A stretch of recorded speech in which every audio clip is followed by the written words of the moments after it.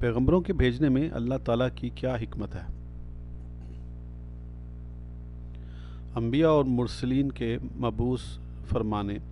یعنی بھیجنے میں اللہ تعالیٰ کی بڑی حکمت اور اپنے بندوں پر بڑی رحمت ہے۔ اس نے اپنے رسولوں کے ذریعے سے اپنی رضامندی اور ناراضی کے کاموں سے آگاہ کر دیا، اس لیے کہ جب ہم لوگ باوجود ہم جنس ہونے کے کسی دوسرے شخص کی صحیح رائے بغیر اس کے ظاہر کیے ہوئے نہیں معلوم کر سکتے اور یہ نہیں جانتے کہ یہ کس چیز سے خوشی اور راضی ہے